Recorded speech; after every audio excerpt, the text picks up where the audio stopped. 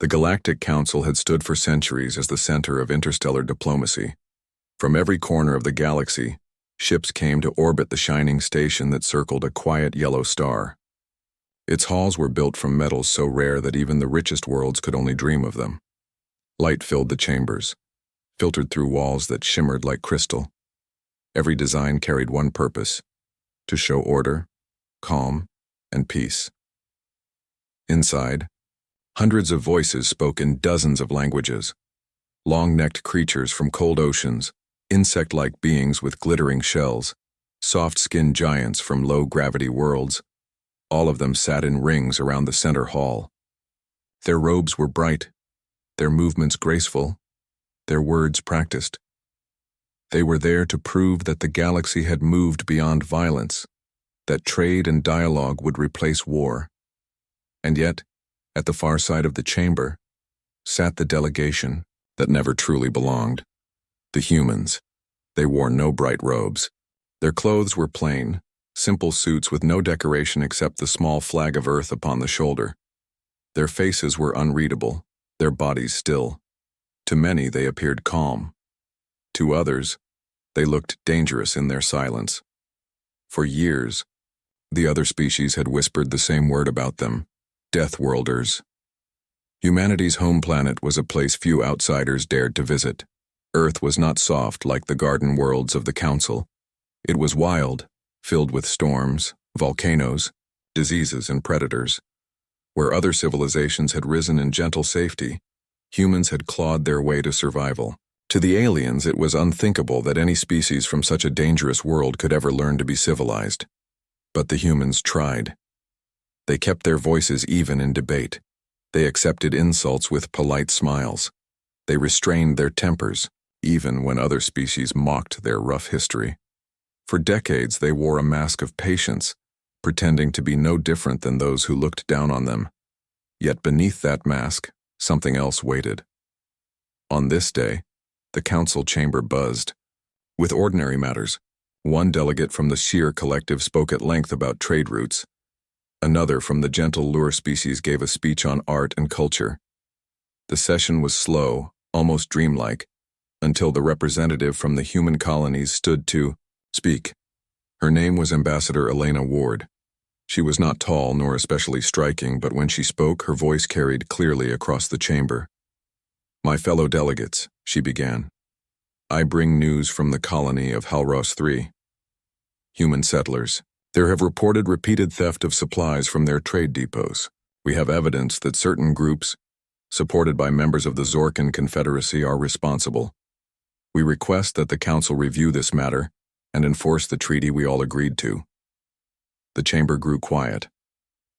The Zorkan were a proud species, their scales shining like polished stone, their voices sharp as blades. Their representative, Lord Koresh, rose from his seat, his long fingers tapping against the table.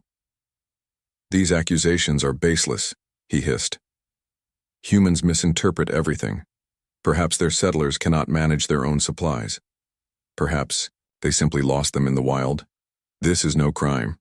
Soft laughter spread among the council. Some delegates covered their mouths, others let the sound ring out. The joke was clear. Humans once again were seen as dramatic, emotional, and unfit to stand among the civilized. Ambassador Ward did not laugh.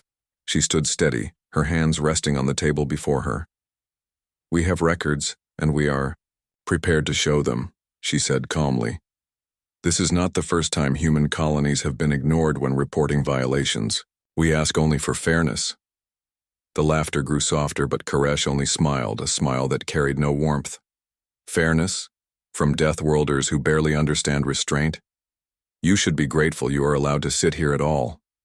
The words cut through the chamber like a blade. The humans did not respond with anger. They did not shout or storm out. They only sat still, their faces showing nothing. To the aliens, it seemed weakness. To the humans, it was calculation. The council moved on, brushing the matter aside. Other speeches began, covering other issues. The incident was treated as small, unworthy of more time. But the humans remembered. That evening, in the quiet of their delegation chamber, the humans gathered. No reporters, no outsiders, only their own kind. The mask of patience slipped, if only for a moment. "They will not stop," one of the aides muttered. "Every request we make, they laugh. Every treaty, violation they ignore. They think patience is weakness," another said. Ambassador Ward sat at the center, her eyes sharp. "And yet we hold. We wait. Because when we stop pretending, when we show them what we are, the galaxy will change. And it will never go back." The room fell into silence. Not fearful silence, but the silence of people who understood exactly what she meant. For all their lives, humans had walked carefully among the stars, hiding their instincts, covering their true strength with words of diplomacy. They did not want war. They did not want conquest. They wanted only a place at the table, but patience was not infinite. On worlds far from the Council's shining halls, human settlers whispered the same frustrations: supplies stolen, rights ignored, families left undefended. In the void of space, captains and crews spoke of how easily others dismissed them. Soldiers trained in quiet, not for attack, but because they knew the day might come when restraint was no longer enough. The galaxy thought the mask of peace was humanity's true face. They thought Deathworlders had been tamed. They were wrong. The cracks were already showing, though the Council chose not to see them. And when those cracks widened, when the mask finally fell, the galaxy would learn what it meant to push too far. The Council chamber glittered in the light of the star. Voices droned on, talking of trade, of art, of harvest yields. But in one corner, a small delegation sat in silence, their eyes steady, their patience wearing thin. And so the first spark was struck, though none of the others noticed it. Not yet. The darkness of space held no mercy, but it also revealed opportunity. Far beyond the glittering lights of the Galactic Council station, a small convoy of human ships moved steadily through the outer lanes of Halros III's system. The convoy carried essential supplies, food, medicine, and equipment for the struggling human colony on the planet below. Captain Marcus Hale watched the instruments of his ship carefully. He had seen the signs before, strange signals on the edge of their sensor array, ships moving where they should not.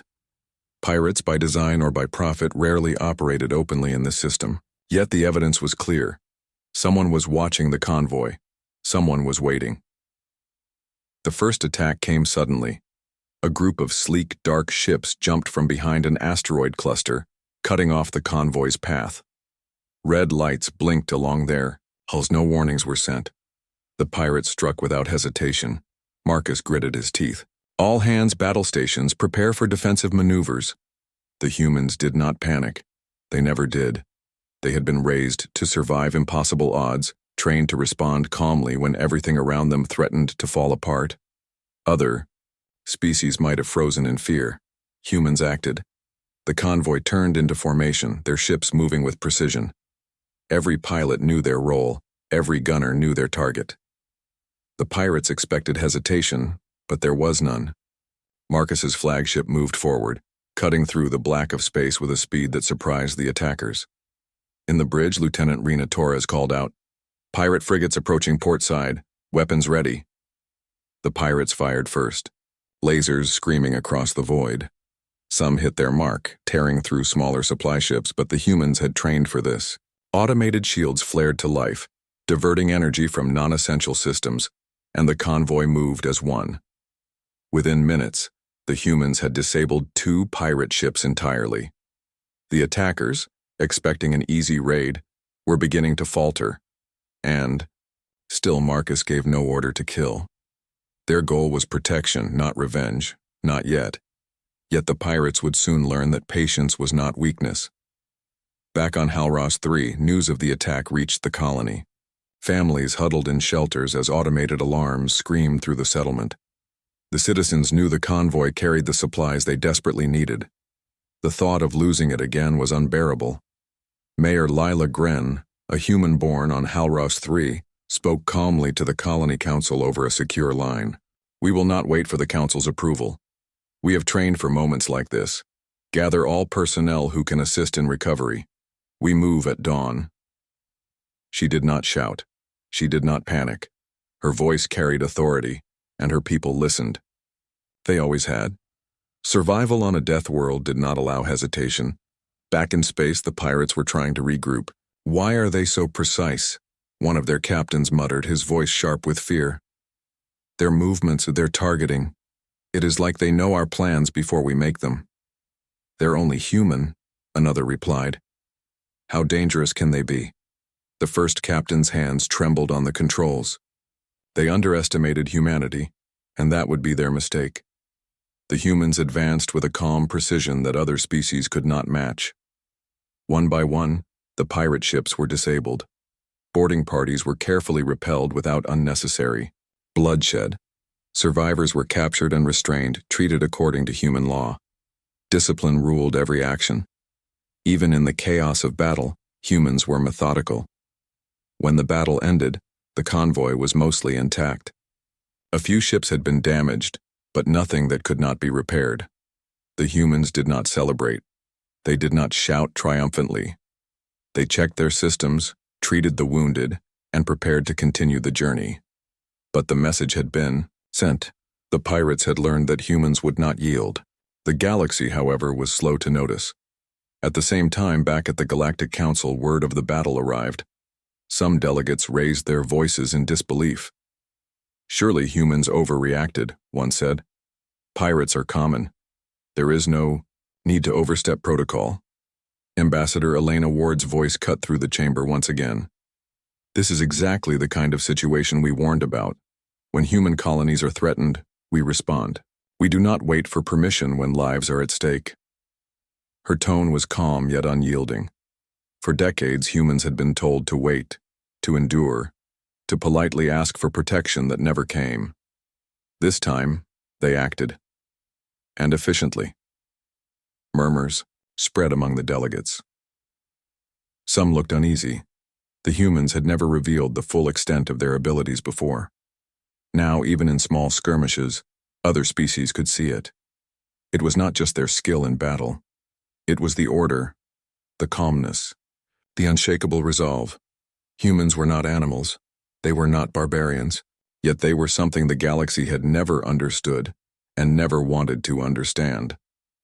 On Halros 3, Captain Marcus Hale transmitted a secure report to the colony. "Convoy secure. Pirates neutralized. We will return supplies within the next cycle. Colony operations may continue as planned." There was no gloating, no arrogance, just results. It was how humans worked. They measured success not by emotion, but by action. But as the report reached the council, whispers began to spread. Other species had seen the humans in action.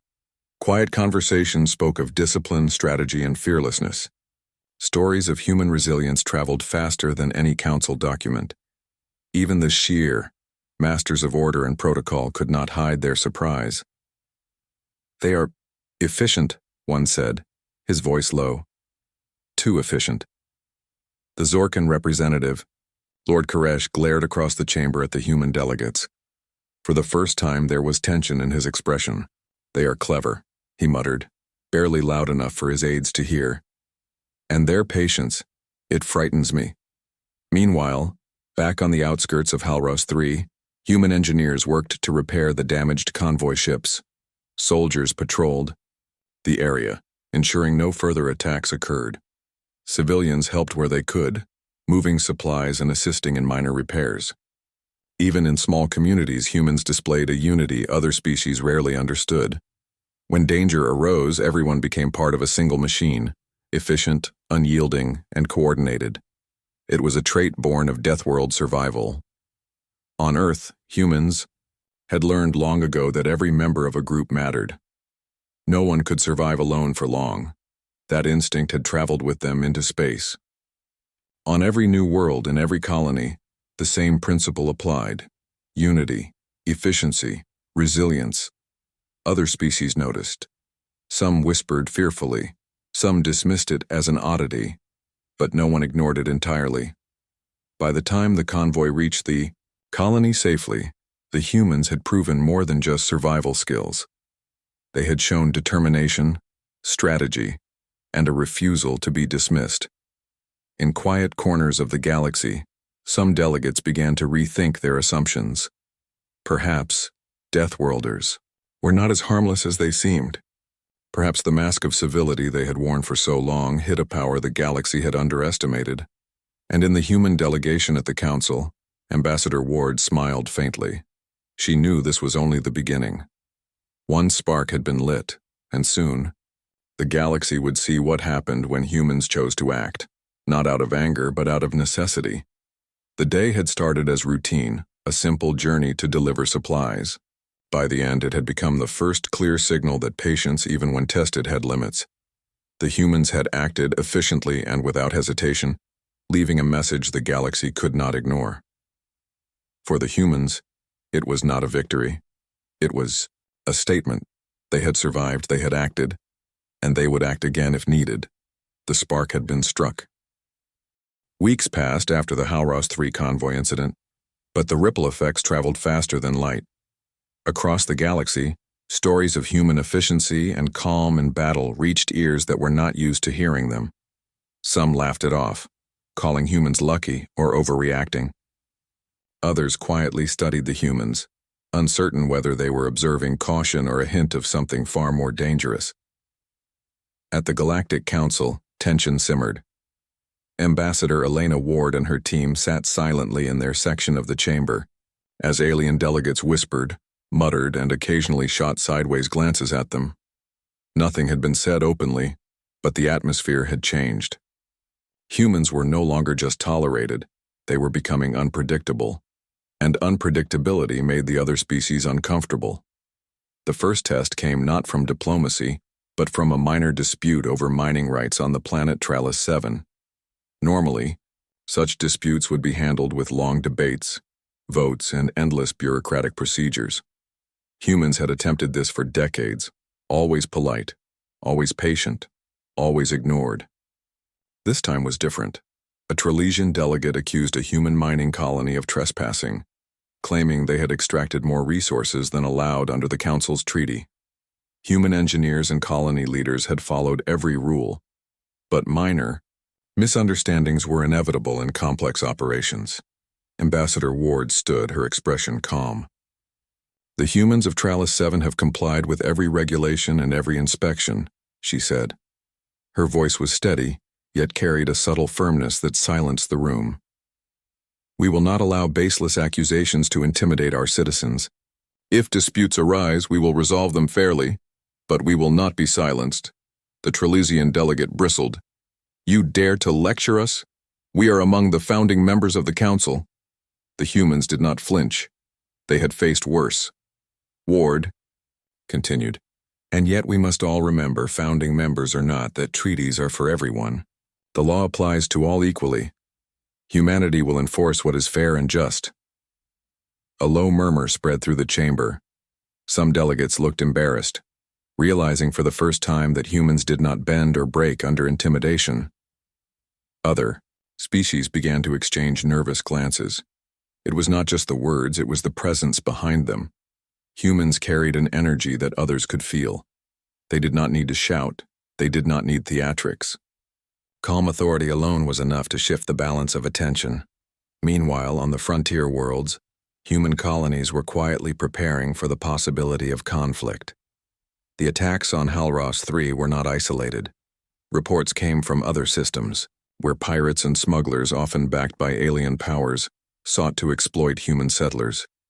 For decades, humans had absorbed these losses quietly, following the advice of the Council and hoping diplomacy would protect them. Now, patience was thinning. Colonel Jace Redding, stationed at the Halros Defense Outpost, reviewed the latest intelligence reports. "Multiple pirate cells are coordinating in the outer sectors," he said to his officers. "It's no longer random. Someone is testing us. We can no longer wait." Lieutenant Rena Torres frowned. "What about the Council? We've always waited for their permission." Jace shook his head. "We've waited long enough. Time for hesitation is over. We protect our people first. Council approval comes second." The soldiers nodded. For them, the decision was simple. Survival was not a question of protocol. It was instinct. Back at the Council, a secretive alliance of species began to act. They hoped to contain humanity before it could expand further, not with open war, but with subtle moves, trade restrictions, pressure on colonies, and covert attacks by hired forces. They underestimated humans. When the first covert strike occurred, an attempt to sabotage a mining facility on the planet Varela, humans responded immediately. Teams of engineers and soldiers arrived within hours. They repaired the damage, apprehended the saboteurs, and restored operations without panicking. But the message was clear. Humans were watching. Humans were aware. And they were ready. The news of the Varela incident reached the council in a secure briefing. This time, the murmurs could not be ignored. "They are too organized," a Gir delegate admitted. "Too quick to react. We have never seen anything like this," a Lure counselor added. "Their cooperation is remarkable. All units act as one. It is unsettling." Even Lord Koresh of the Zorkin leaned forward, his expression dark. "They are not like us. They do not fracture when under pressure. They do not betray each other, and they do not yield." Humans, as always, remained silent observers of the conversation, letting others voice their unease while carefully monitoring every reaction. Their calm was no longer mistaken for weakness, it was becoming a tool of its own. Colonies began reporting other signs of change. Humans had started small demonstrations of strength, not in attack, but in defense and coordination. Convoys were escorted with precision, sabotage was countered instantly, and pirates were captured rather than ignored. On Halros 3, children played near training grounds where veterans quietly instructed them in survival techniques. Adults repaired ships in half the usual time. Every colony began to feel the subtle shift. Humans were stopping the act of restraint, revealing their capabilities just enough for others to take notice, but never so much as to trigger open war. In Nasham, the council, whispers grew louder. "They are no longer pretending," one delegate said under her breath. "Their patience is gone." Ambassador Ward simply nodded at reports being sent from the frontier. She knew the humans were ready. They had always been ready. "The galaxy has underestimated us," she said quietly to her aides. For decades, they treated patience as weakness. They assumed survival instincts were irrelevant in civilized debate. But those instincts are our strength, and we will not hide them any longer. Her words were not loud, but they carried weight. For humans, speech was not decoration. Words had meaning and purpose. Every statement was deliberate, measured, and calculated. As the days turned to weeks, the first fractures appeared in the Council's unity. Some species began quietly lobbying against the Zorkin, suggesting they had overstepped by attempting to manipulate human colonies. Others debated whether humans should even be considered fully part of the Council, given their willingness to act decisively. But the humans did not argue.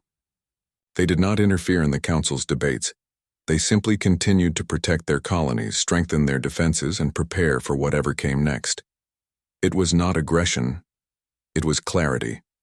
It was the truth of their nature, slowly, revealing itself like a tide rising beneath calm waters. The galaxy began to notice that humans were not like any other species they had encountered. They were not motivated by ego or tradition. They did not fracture under stress. And when pushed, they acted with precision, unity, and determination. Other species began to whisper words they had never dared speak aloud. Perhaps the Deathworlders are something more than we thought. In the quiet of the human delegation, chambers, Ambassador Ward and her aides reflected on the subtle victories. Each small confrontation, each demonstration of efficiency, was another step toward recognition. Not domination, not conquest, but acknowledgement. The humans had always lived on the edge of danger. On Earth, their ancestors had survived storms, predators, famine, and disease. Across the galaxy, they had adapted those instincts into strategy, coordination, and unyielding resolve. Other species could ignore it for only so long. The mask of civility, worn for centuries, was beginning to crack, and when it fell completely, The galaxy would see humans as they truly were. Not monsters, not barbarians, not weaklings, but a species forged by survival, united by instinct, and unstoppable when driven by necessity. Even now, the spark had grown into a small flame, unnoticed by many but impossible to extinguish. And somewhere, deep in the hearts of the human colonies and the delegation alike, there was a quiet acknowledgement. The day of patience was ending. The masks were beginning to fall. The sky above the human colony of Jareth 9 burned red with the glow of approaching ships. The horizon trembled as alien warships descended from orbit, cutting through the planet's thin atmosphere with blazing engines. For weeks, intelligence reports had warned of a strike, but the Council had delayed action, hoping the humans would not respond on their own. They were wrong. Colonel Jace Redding stood atop the ridge overlooking the colony. Soldiers and engineers moved with quiet efficiency, preparing defenses, reinforcing walls, and positioning weapons. Civilians were organized into safe zones guided by trained personnel who had grown up under the harsh realities of frontier life. "Sir," Lieutenant Torres reported, "they're coming in faster than predicted. They've deployed assault, frigates, and heavy gunships. We might not hold them all." Jace shook his head. "We will hold. That's what humans do. We survive. We fight. We protect our own." Unlike the alien invaders, humans did not panic. They did not scatter or argue. Each unit moved according to strict protocols drilled into them for years. Engineers manned emergency shields, soldiers positioned themselves in strategic locations, and medics prepared triage zones for potential casualties. It was organized chaos, precise and efficient. The first shots struck with devastating force. Alien plasma cannons slammed into defensive positions, flattening buildings and tearing through walls. The air shook, alarms blared, and dust choked the streets. Civilians ran to designated shelters guided calmly by soldiers, but the humans did not retreat. Jace gave orders not for attack, but for containment and countermeasures. Laser turrets rotated into position. Automated drones deployed, creating barriers of fire and intercepting incoming missiles. Every human knew their role. Every human executed it without hesitation. The alien fleet had expected an easy victory. The colony was supposedly small, underprepared, and isolated. What they encountered instead was calculated resistance that anticipated almost every move. Human sensors predicted incoming trajectories, defenses adjusted instantly, and every attack that succeeded was met with a stronger counter. From orbit, Admiral Lynn Ward observed the battle through the command interface of her fleet. "They're not just defending, they're controlling the battlefield," she murmured. "Every ship, every turret, every squad is working together as if it's a single organism." The aliens had never seen anything like it. Their superior numbers and firepower were not enough. Humans adapted. They changed strategies mid-battle, coordinated attacks across multiple fronts, and repaired critical systems even while under fire. On the ground, Lieutenant Torres led a squad to secure a supply depot that had been targeted by boarding parties. Her team moved silently through the smoke and debris, neutralizing alien infiltrators with precision. No unnecessary risks, no panic. Every action had purpose. A young soldier, barely 18, glanced at her and whispered, "How do they move so fast and stay so calm?" Torres smiled faintly. "Because we've done this before. Not like this exactly, but surviving impossible. Odds is in our blood. Stay focused. That's how we win." The battle raged for hours and still the humans held. Aliens, frustrated by their lack of progress, attempted to escalate. They targeted the colony's energy core, hoping to cripple defensive systems entirely. But human engineers anticipated the attack. Energy was rerouted, shields reinforced, and the core remained intact. Admiral Lynn Ward transmitted an update to the Council, her voice steady but firm. "The humans are not just resisting, they are dominating the battlefield without breaking formation. They are remarkable." Across the galaxy, whispers began to spread.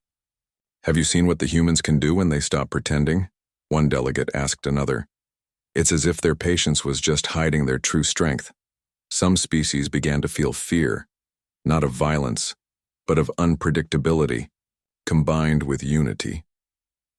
Humans were not chaotic. They were precise, disciplined, and unstoppable when fully committed. In the skies above Jareth 9, alien gunships focused fire on the main defensive line. One massive plasma strike hit the colony's central shield, sending sparks and flames into the streets. Civilians panicked, but soldiers maintained order. Automated drones cleared debris, repaired damage, and evacuated the wounded simultaneously. Colonel. Jace Redding moved to the command center. He contacted Admiral Ward in orbit. "We can hold them," he said. "We need to show them that humans do not surrender no matter the cost." "Yes, Colonel," she replied. "Reinforcements are en route, but we don't need to wait for them. You've got this." The turning point came when a group of alien assault squads attempted to breach the colony's main command hub. Lieutenant Torres led the counterattack. She coordinated squads on the ground while drones and automated turrets fired from above. The aliens, confident in their strength, were caught off guard by the humans' coordination. One by one, their units were neutralized. Those who surrendered were treated according to human law, captured and secured, not destroyed unnecessarily. By the time the alien fleet realized the ground forces had repelled the attack, their main frigates were already under pressure. Human ships in orbit, synchronized with the ground forces, struck strategically at key points, crippling supply lines and forcing a retreat. The alien commanders had underestimated the humans' ability to fight as one cohesive unit. The battle ended not with celebration, but with a quiet sense of accomplishment. Damage was repaired, the wounded were treated, and operations returned to normal. On the streets, children peeked out of shelters, watching soldiers and engineers work as if nothing extraordinary had happened. For humans, this was ordinary. For the galaxy, it was extraordinary. At the council, the news could no longer be ignored. Delegates spoke openly about human capability. "They are not reckless," a Sheer delegate said. "They are disciplined and determined. They do not break under pressure. We misjudged them." Lord Koresh of the Zorkin slammed his clawed hand on the table. "Enough! These Deathworlders are unnatural. They should have failed, and yet they adapt. They survive. They resist everything we throw at them. What are they hiding?" Ambassador Ward listened in silence. She knew humans were not hiding. They were simply prepared.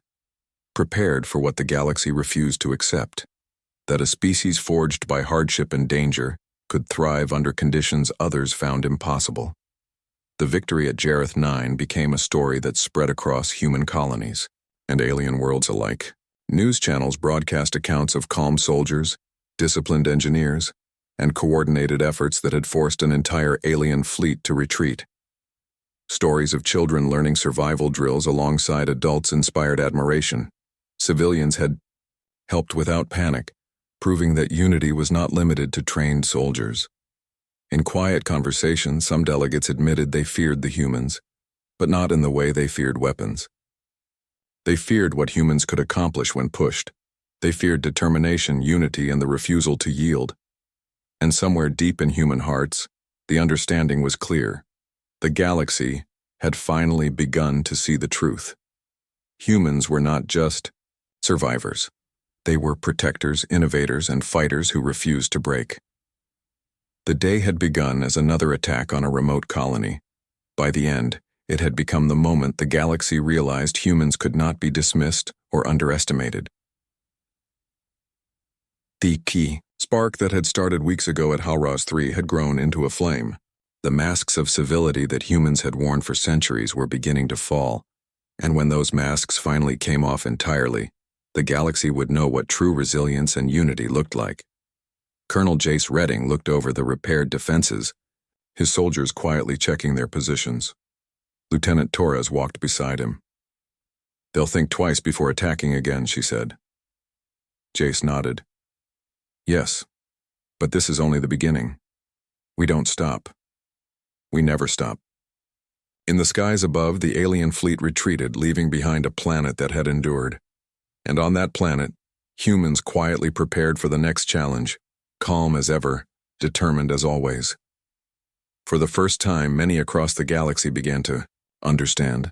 Humans were no longer pretending to be like everyone else. They were becoming what they had always been, unpredictable, unyielding, and unstoppable when it mattered most. The turning point had arrived.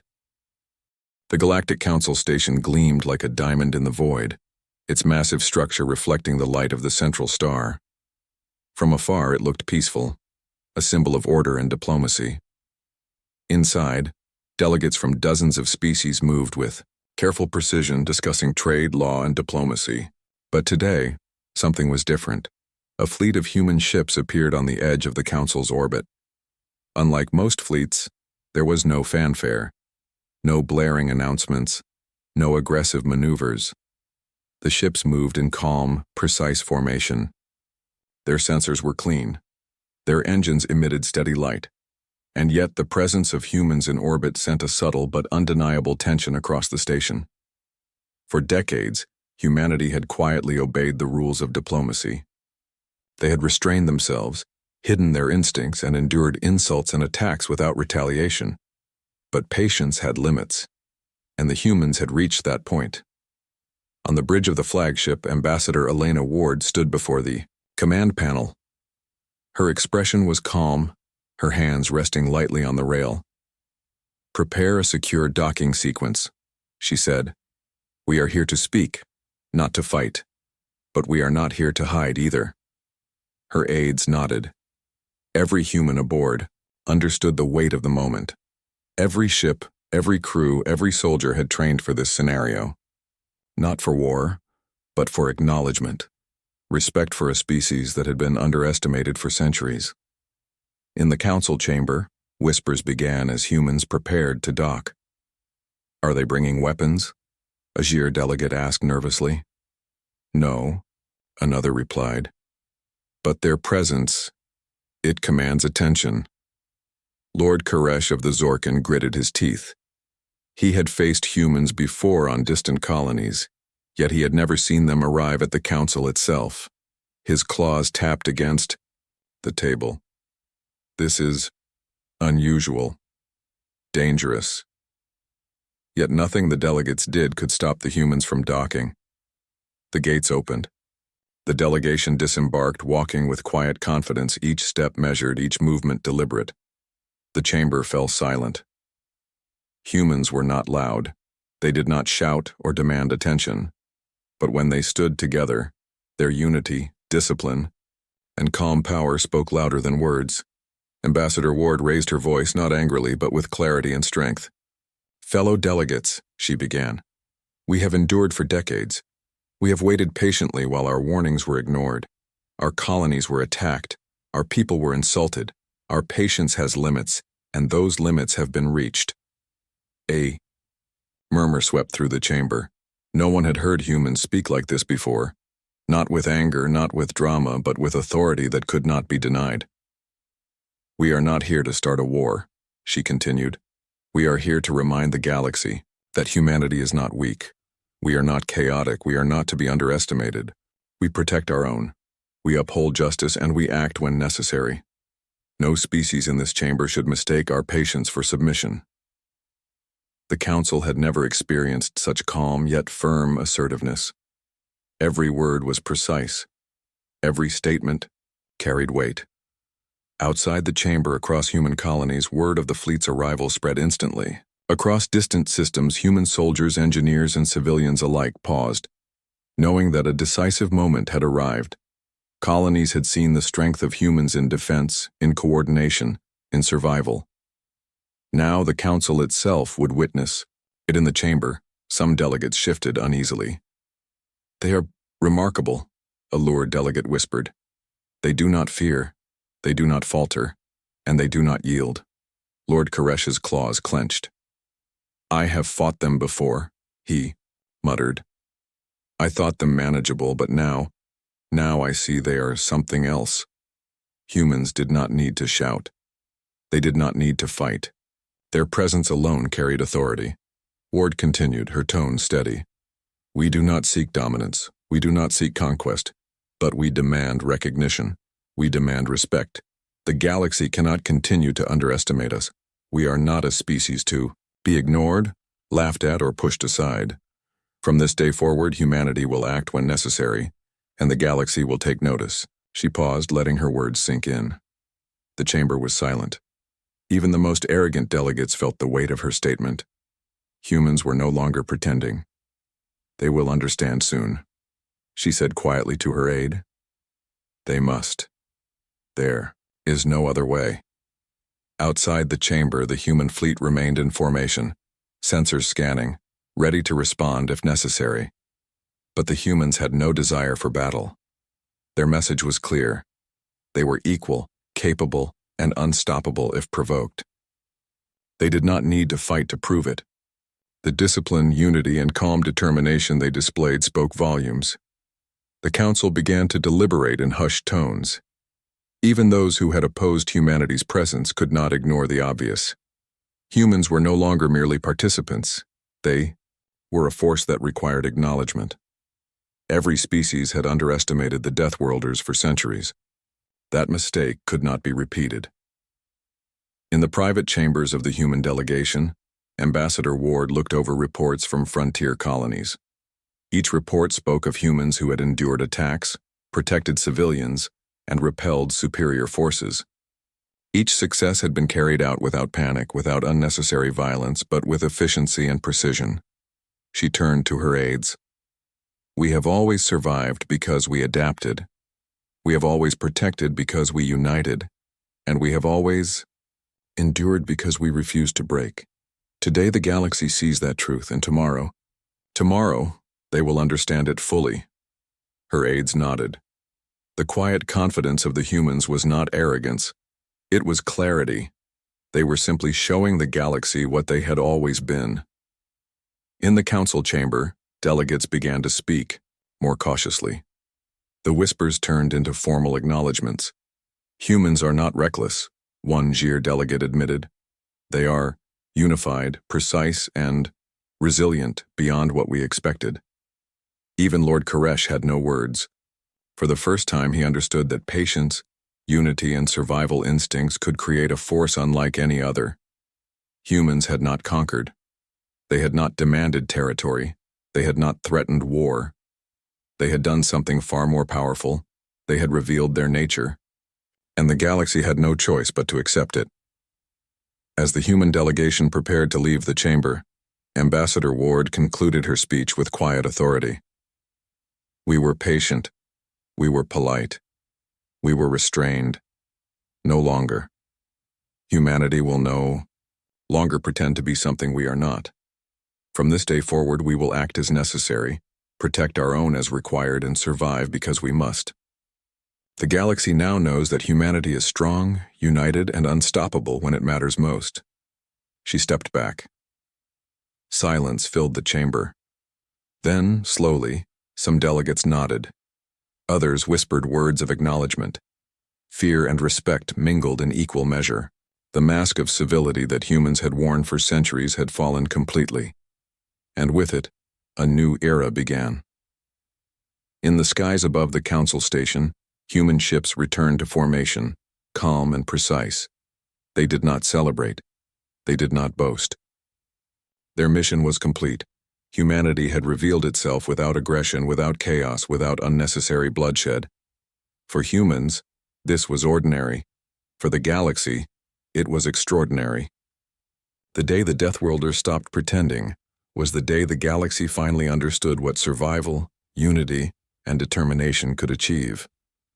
Some delegates would never forget it. Some would whisper of it for generations. And some species would begin to treat humans differently with caution and respect. But for humanity, nothing had changed. They had survived. They had acted. They had shown the truth. And that was always enough. The galaxy had learned a lesson it would not soon forget. Humans were not to be underestimated. Patience did not mean weakness. Civility did not mean surrender. and the species forged by survival on a harsh, unyielding world could achieve what few others could even imagine. The day of revelation had arrived. The Deathworlders had stopped pretending, and the galaxy would never be the same again.